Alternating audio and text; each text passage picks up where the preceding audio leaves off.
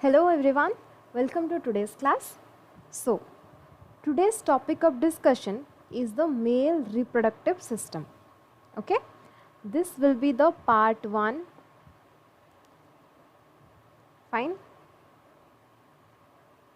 Okay, before getting into the topic, there is a small suggestion that I want from you all that what language should I speak?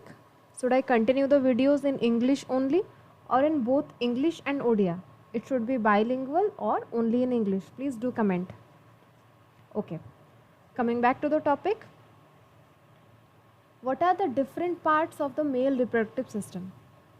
So first there will be scrotum, testis, those who are the male gonads, then epididymis, vas deferens, ejaculatory duct, urethra, the penis and the other accessory organs.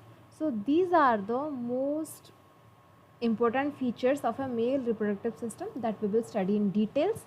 So let's see the structure of the male reproductive system. So how it looks? So it has two testes and these are covered by scrotum.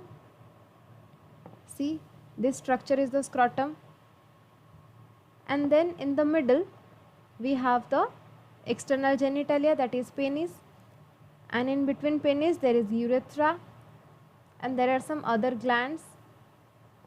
These are the accessory glands, and here is the vas deferens, and it is the urinary bladder. If we will see the male reproductive system from lateral side, the structure will somewhat look like this. So this is the testis or testicle, you can say, and it is covered by the scrotum, which is a pouch like structure, and here the penis is present, the brown color one. In between the penis there is urethra, then it is the ejaculatory duct, urinary bladder, here is the seminal vesicle, prostate gland. So these are the different structures that are present in the male reproductive system. So first will be scrotum. It is a sac-like structure, fine, and it has two lobes. Why two lobes? Because we have two testes, so we need two lobes of scrotum to cover them, and each lobe has a testis, right? We have two lobes and each of them have one testis. That is why the testis is extra abdominal. What do you mean by extra abdominal?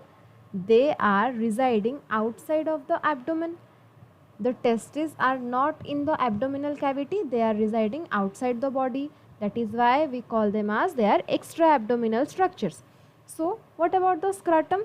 They are made up of thick and pigmented skin. They are very dark in color, they are pigmented skins. And then, I will discuss this point later. So due to the extra abdominal structure, the scrotum provides 2 to 2.5 degrees Celsius less temperature than the normal body temperature. So what is the normal body temperature? That is around 37 degrees Celsius. And I have already told that the testes are extra abdominal. So due to this feature that the testes are residing outside the body, that is why there is less temperature in the testes, that is around 35 degrees Celsius. I mean 2 to 2.5 degrees Celsius less temperature than the body temperature. And why this is required? This is required for the liability of the sperm. The sperm can survive in this temperature only. If the temperature will be higher, then the sperms will die. They cannot function. That is why the testes are extra abdominal and they are covered by scrotum, which is a sac-like structure and covered by a thick pigmented skin. Fine. And the testis is connected to the scrotum. See, here is the testis inside a scrotum sac. So it is connected to the scrotum sac by a structure known as gubernaculum. Okay, the testis is connected with the scrotum by the help of gubernaculum.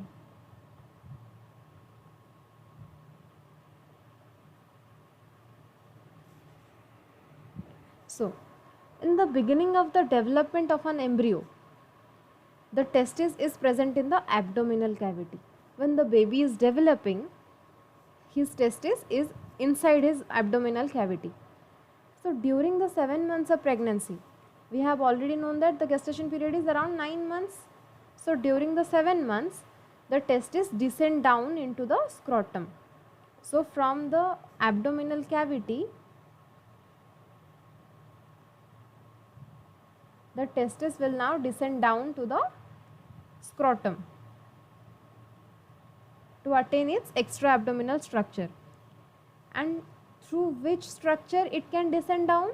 Through a canal like structure known as inguinal canal. Okay, through inguinal canal, the testis descend down to the scrotum from the abdominal cavity during 7 months of pregnancy. Fine. So if the testis is not descended, this is a normal condition. This normally happens. So if this doesn't happen, then what will be the problem? If the testis is not descended, the abnormality is called cryptorchidism. It is a disease. It will be called as cryptorchidism. Next, if the inguinal canal is not closed, okay, let me discuss one thing, that after the descendant of the testis, the inguinal canal is closed. This is the normal situation. First, let me take another slide. Okay.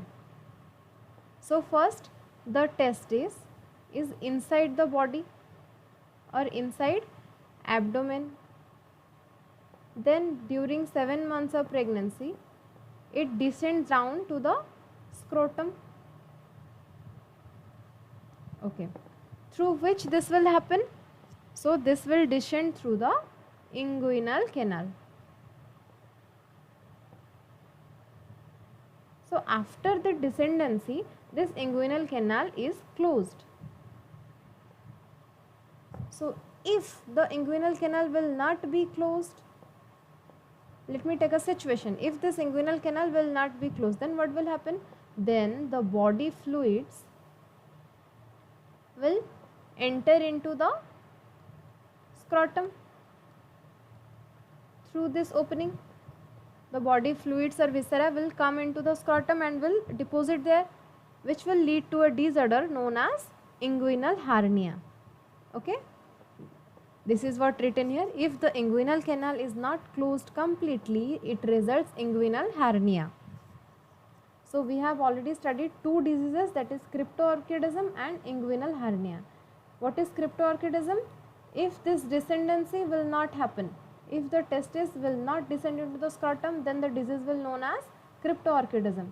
And this descendancy is done through the inguinal canal, and after the descendant, this inguinal canal is closed. But if the inguinal canal will not close properly, then the body fluids will enter into the scrotum and will deposit there, and this type of disorder is known as inguinal hernia.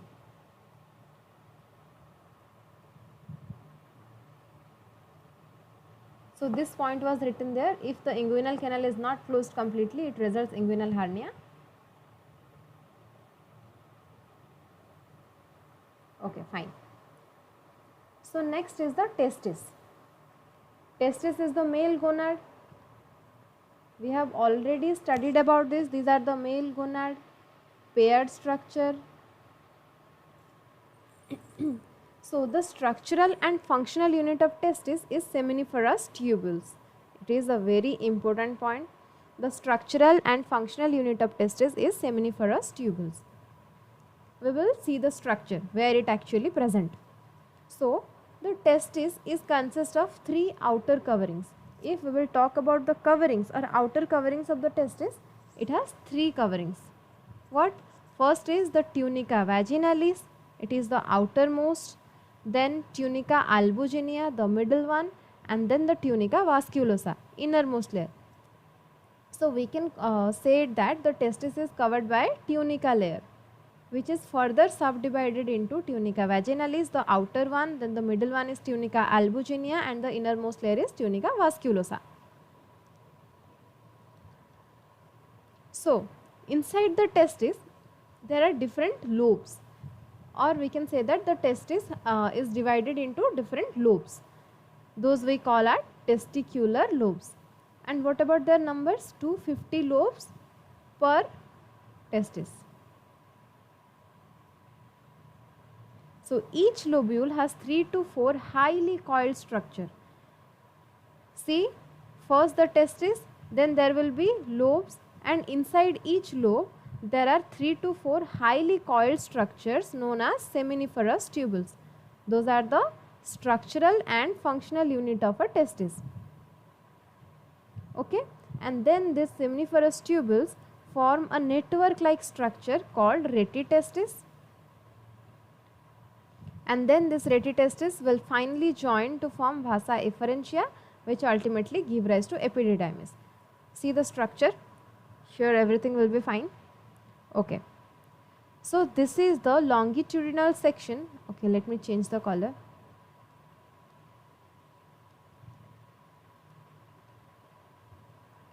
This structure is the longitudinal section of testis, human testis. So what are its different structures? First, it has the outer coverings, 3 outer coverings. What are the 3 coverings? The outer one is tunica vaginalis. So this will be tunica vaginalis.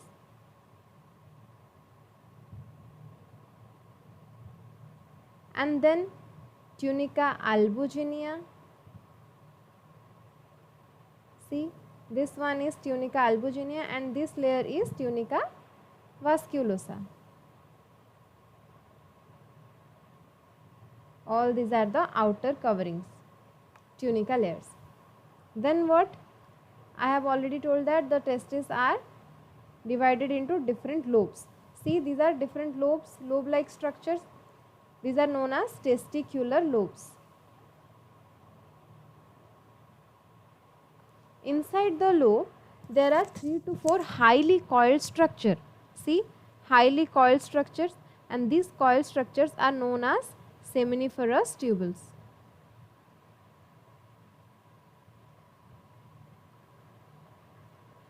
These seminiferous tubules are the structural and functional unit of the testis.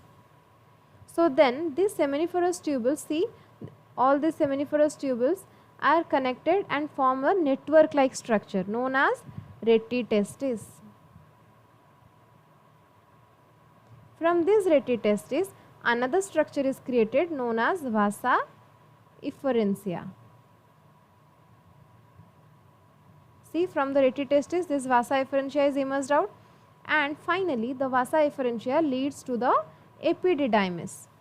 This whole structure, this tube-like structure, is known as epididymis.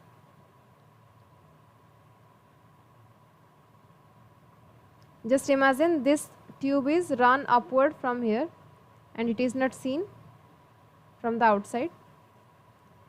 So this one is the structure of this epididymis. Okay. So this is the longitudinal section of a human testis. What we see here?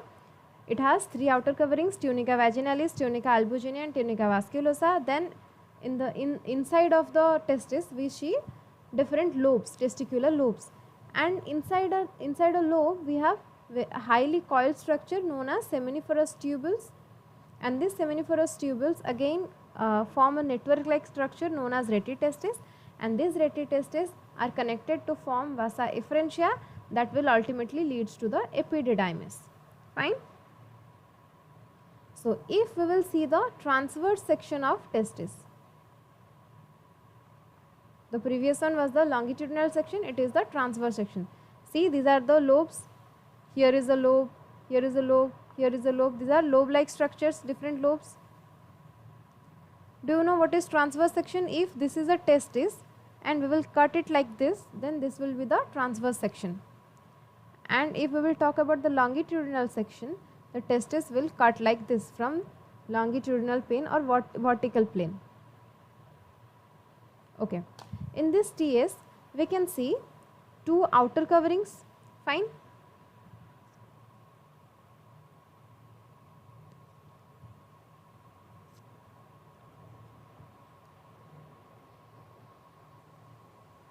Just a minute. Okay, it has two outer coverings. In this diagram some levelings are like here and there, so I'll level them, don't worry. So the first one, sorry, this first layering is known as basement membrane, which gives support to the testis, and then the inner layer is known as, this layer is known as germinal epithelium.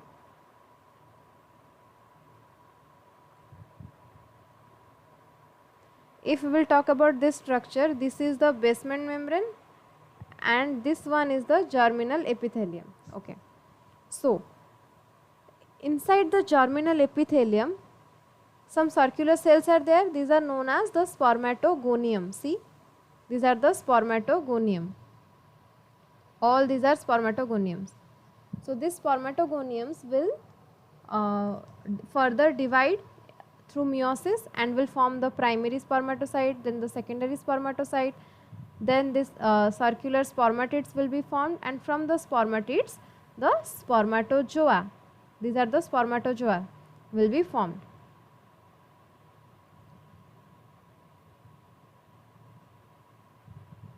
Spermatozoa are formed. And here is another conical like structure, conical cells are there. These are known as the Sertoli cells. These conical cells are known as Sertoli cells. I will say their functions later. So this is the whole structure. And in between two lobes, see, here is a lobe and here is a lobe. In between two lobes, there is a space is present and some cells are also present in between two lobes. These cells are known as interstitial cells or Leydig cells. Leydig cells or interstitial cells.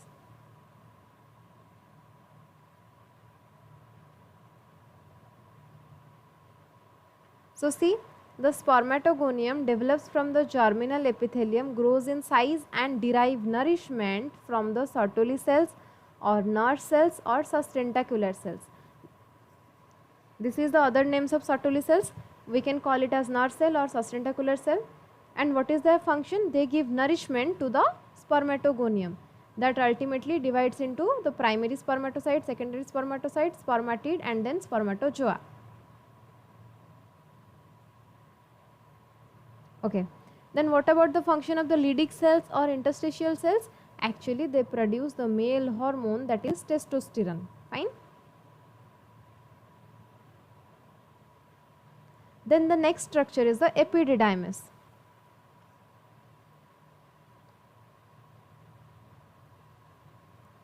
See, in this structure we will see the epididymis.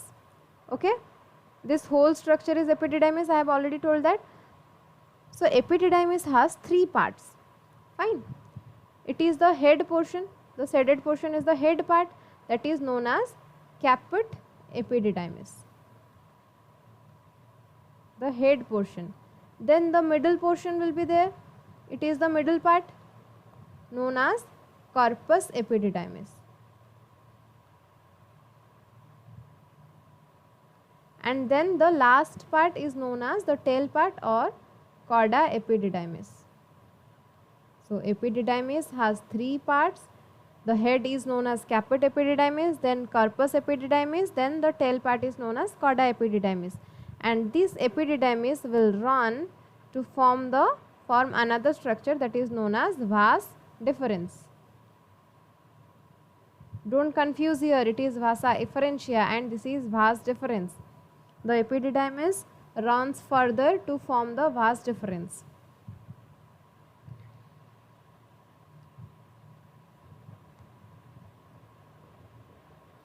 Okay, so it is a highly coiled structure. Let me change the color.